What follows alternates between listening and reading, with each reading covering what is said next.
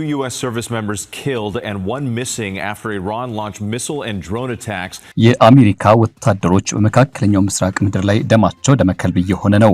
አያቶላቹ አሜሪካን ቋንጃን እየመቱ አንካሳ ያደረጓት ይገኛሉ።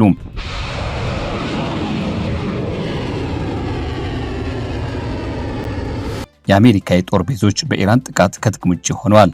የኢራን ሚሳኤሎች ጥቃት ግዙፎቹ የአብርሃም ሚሳኤል መከላከያ ሊመክተው አልቻለም። ፋርሶቹ በአሁኑ ዙር ራሳቸውን አጠናክረው ተመልሰዋል። The United States and Iran are now in their biggest confrontation since last month's truce collapsed. በድርድሩ መሃል የኢራን ዋሻዎች ለአሜሪካ የሚሆን ወገብ ሰባሪ መሳሪያን እያበለጸጉ ይገኛሉ።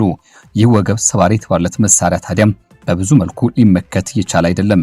ትራምፕ ለአሜሪካውያን በይፋ ወጥተው ይቅርታን ጠይቀው መርዶን ለህዝባቸው አድርሰዋል። የወታደሮቻችንን ደም እንመልሳለን ያሉት ትራምፕ በአይነቱ ልዩ የሆነ ጥቃት ለመሰንዘር ምለው አውጀዋል። የአሜሪካ ጀቶችና ግዙፍ ሚሳኤሎች ኢራን ምድርን ለ8 ተከታታይ ቀናት እየደበደቡ ነው።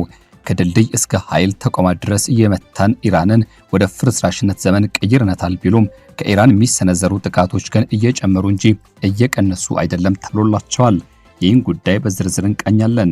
አዲስ ከሆናችሁ ሰብስክራይብ፣ ቪዲዮን ከወዳችሁት ላይክ፣ ሼር በማድረግ እይታችሁን እንድትጀምሩ እየጋበዝን ወደ ዝርዝሩ ገባን። መልካም ቆይታ።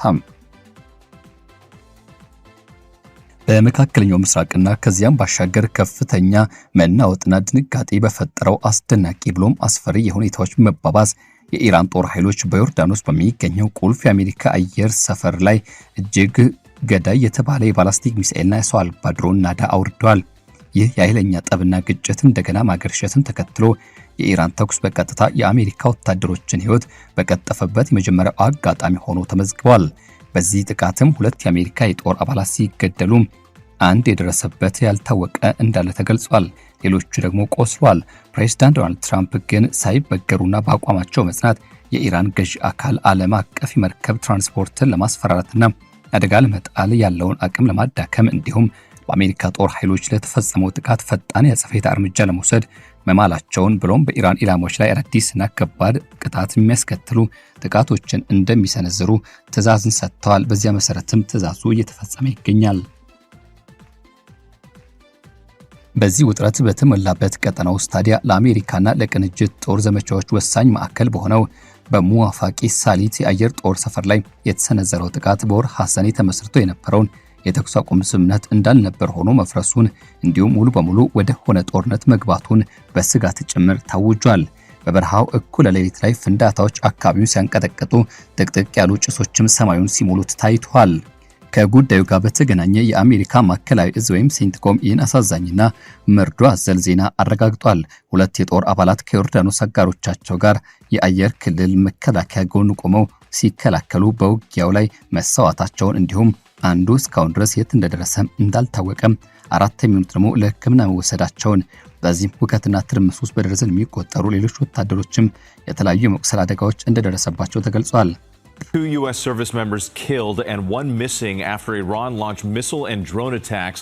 ታዲያ ይህ በቅርብ ቀናት ውስጥ በዮርዳኖስ በሚገኙ የአሜሪካ ይዞታዎች ላይ ሲሰነዘሩ የነበሩትን የኢራን ጥቃቶች አካል የሆነው እርምጃ በሰፊው ግጭት ውስጥም የሞቱትን አሜሪካን ቁጥር ወደ 16 አሳድጎታል።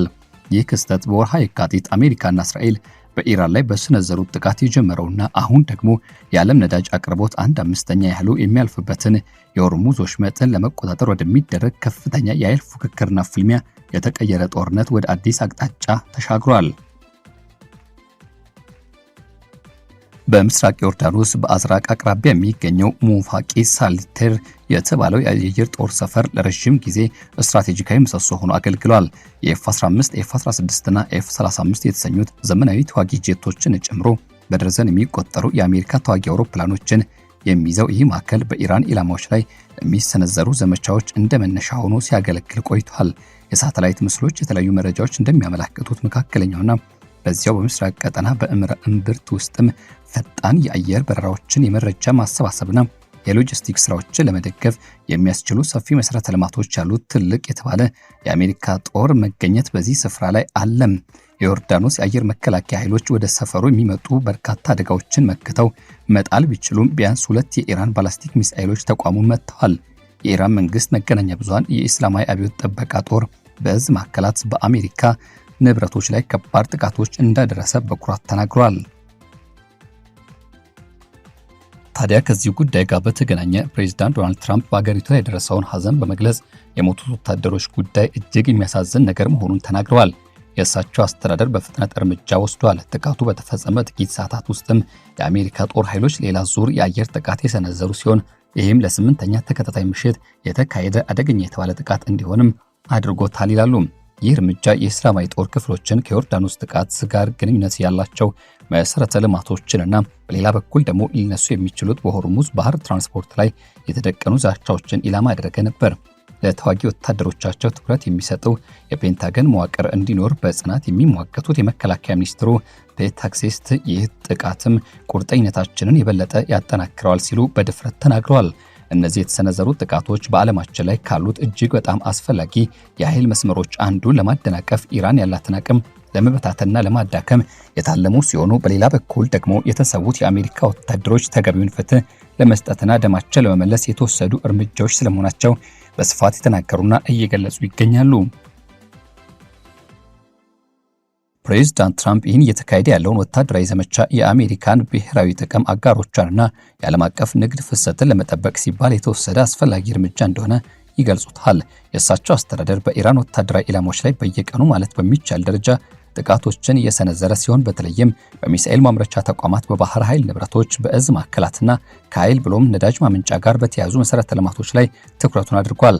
የአሜሪካ ማዕከላዊ እዝ ሴንትኮም የሚያወጣቸው መግለጫዎችም ጥቃቶቹ ትክክለኝነትና የተመጣጠነ ኃይል የመጠቀም መርህን የተከተሉ መሆናቸውን የሚያሰምሩበት ሲሆን በሌላ በኩል ግን ማንኛውም አይነት ትንኮሳ ከተፈጸመ ተጨማሪ ከባድ እርምጃ እንደሚከተል ጥብቅ ማስጠንቀቂያዎችን እየሰጡ ይገኛሉ። የመከላከያ ሚኒስትሩ ይህን ጠንካራ ምላሽ በመቅረጽ ረገድ ማዕከላዊ ሚና እየተጫወቱ ይገኛሉ።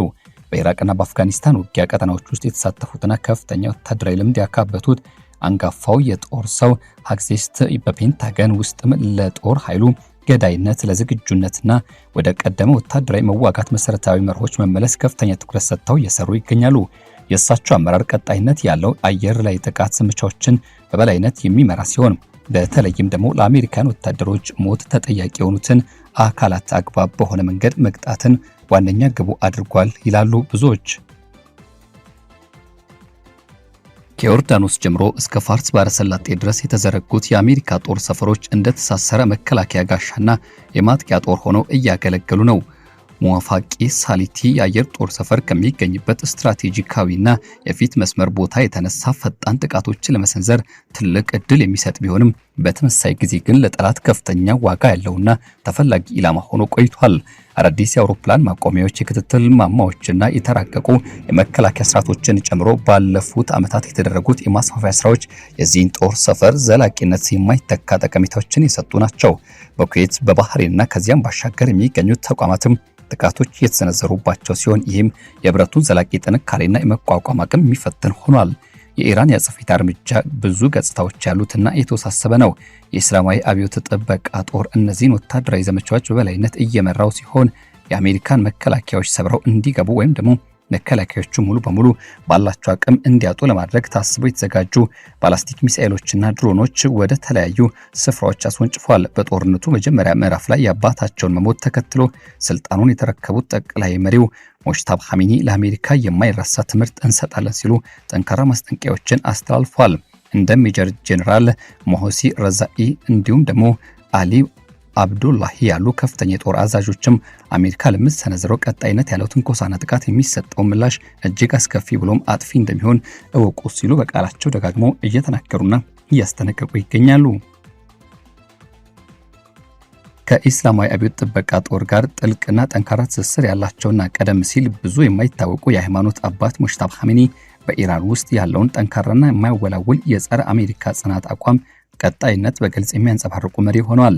መንግስት መገናኛ ብዙሃን የሚተላለፉት የእሳቸው መግለጫዎች በሀገሪቱ ውስጥ ካለው ከፍተኛ የህዝብ ስብጥርና እንዲሁም ውጥረት ከተመዘገቡት የሰው ህይወት መጥፋቶችና በአሜሪካ አየር ጥቃት ምክንያት እንደ ሆርሙዝ ጋንና ውዝቤኪስታን ባሉ ግዛቶች መሰረተ ልማቶች ላይ ከደረሰው ጉዳት መካከል የሀገሪቱን የጦር ኃይሎች ለአንድ ዓላማ ማሰለፍና ማነቃቃት የታለሙ ናቸው።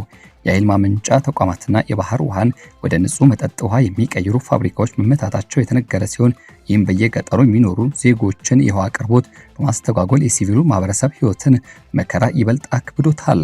የኢራን ባለስልጣናት በቅርቡ በተደረጉ ከባድ ውጊያዎች ወደ 50 የሚጠጉ ሰዎች መገደላቸውና ከ500 በላይ የሚሆኑት መቁሰላቸውን መግለጻቸው አይዘነጋም። መረጃዎች እንደሚያመለክቱት ከሆነ የዚህ ግጭት አስከፊ መዘዝ ከጦር ሜዳ ወሰን እጅግ በጣም የራቀና ሰፊ ነው። የአሜሪካን የጦር ኃይሎች በግዛታቸው ውስጥ የሚያስተናግዱት የፋርስ ባሕረ ሰላጤ ሀገራት በቀጥተኛ ጥቃት ሰለባና ስጋት እየሆኑ መጥተዋል። ኩዌት በግዛቷ ላይ የተፈጸሙትን ጥቃቶች በጽኑ ያኮነነችና ያወገዘች ሲሆን ነዋሪዎቿም የመንገዶች መዘጋትና ለመሰረታዊ የዕለት ተዕለት ፍጆታ ዕቃዎች የሚደረገው ፍላጎት ሽሚያን በከፍተኛ ሁኔታ መጨመሩን እየገለጹ ይገኛሉ። ባህሬንና ሌሎችም ጎረቤት ሀገራትም የመከላከያ ስርዓቶቻቸውን ወደ ከፍተኛ ዝግጁነት ደረጃ አሸጋግረዋል። የአሜሪካ ልብ አጋርና ጽኑ ወዳጅ የሆነችው ዮርዳኖስም ቢሆን ከባድ ሸክም በትከሻ ላይ የወደቀባት ሲሆን የአገሪቱ የአየርና የምድር ጦር ኃይሎች ወደ ግዛቷ የሚመጡትን የጠላት አደጋዎች ለመመከትና ለማክሸፍ በተደጋጋሚ ጊዜያት ወደ ተግባር ሲገቡ ተስተውለዋል። የዓለም ነዳጅ ገበያ አሁንም ድረስ በከፍተኛ ስጋትና ውጥረት ውስጥ ይገኛል። በሆርሙዝ ባህር ወሽመጥ ውስጥ የሚፈጠረው ማንኛውም አይነት ቀጣይነት ያለው መስተጓጎል በዓለም አቀፍ ደረጃ ከፍተኛ ዋጋ ንረትና የኢኮኖሚ ቀውስን ሊያስከትል የሚችልበት እድል ብሎም የነዳጅ ዋጋ ጭማሪ ሊቀሰቀስ የሚችልበት አግባብ ሰፊ ነው። በዚህ ምክንያትም በርካታ የመርከብ ኩባንያዎች የጉዞ መስመሮቻቸው ለመቀየር ወይም ጉዟቸውን ለጊዜውም ቢሆን ለማቆም እየተገደዱ ነው። ይህ ለኃይል አቅርቦትና ለተለያዩ ንግድ ዕቃዎች የሚወጣውን ወጪ በከፍተኛ ደረጃ እንዲንር አድርጎታል። ምንም እንኳን ሁለቱ ወገኖች የምንመታው ወታደራዊ ኢላማዎችን ብቻ ነው ቢሉም ጥቃቶቹ በሲቪል መሰረተ ልማቶች ላይ እያሳደሩት ያለው ተጽዕኖ የሰብአዊ መብትና የእርዳታ ስጋቶችን እያናረው ይገኛል። በዚህ መሃል አጋር ሀገራትና አስታራቂዎች ሁኔታውን ለማረጋጋት እየደከሙ ነው። ውይይቶችና ድርድሮች እንደገና ለማስጀመር የሚደረጉ ጥረቶችም ቀጣይነት ቢኖራቸውም በሁለቱ ወገኖች መካከል ያለው መተማመን ግን ሙሉ በሙሉ ተሸርሽሯል። በኢራን የኒውክሌር መርሃ ግብር፣ በክልላዊ ተኪ ኃይሎችና በቀጠናዊ ተጽዕኖ ዙሪያ ያሉ ትላልቅ ግቦችን አንግቦ የተጀመረው ይህ ጦርነት አሁን ላይ ወደ አድካሚ ፍልሚያ ተቀይሯል። የአሜሪካ የጦር ኃይሎች የሚሰነዝሩት ጥቃቶች በቀጠሉ ቁጥር በተሳሳተ ስሌትና ግምገማ ምክንያት የሚፈጠሩ ትላልቅ አደጋዎችና ስህተቶች ከፍተኛ የተባለ ዋጋን የሚያስከፍሉ ናቸው። ይህም በብዙ መልኩ እያንዣበበ ይገኛል። ኢራን ሰፊና አጠቃላይ የሆነ ወታደራዊ የማጥቃት አቅም እንደምትሰነዝር በመዛት ላይ ትገኛለች። የአሜሪካ በአየርና በባህር ኃይል መስኮች ቢሆን ያላት የበላይነት ጠብቃ የቆየች ቢሆንም በተለያዩ ቦታዎች በተበተኑ የጦር ሰፈሮቿ ላይ የተደቀኑባት የብዙ ግንባር ፈተናዎችና ጥቃቶች በአግባቡና በጥንቃቄ ማስተዳደር ግድ ይላታል። እንደ እስራኤል ያሉ አጋር ሀገራትም ቢሆኑ ምንም እንኳን በቅርብ በተደረጉ ከፍተኛ የጸፌታ ልውውጦች ውስጥ ስማቸው በሰፊው ባይጠቀስም በቀጠናው ላይ ካለው አጠቃላይ ደህንነት ስጋት አንጻር እየታዩ ያሉት አዳዲስ ወታደራዊ ክስተቶችና ለውጦች በከፍተኛ ንቃት በትኩረት እየተከታተሉ ነው። የዓለም ታላላቅ ኃይሎችም ይህን እየተካሄደ ያለውን ጦርነት በከፍተኛ ጥንቃቄና ስጋት እየተመለከቱት ይገኛሉ።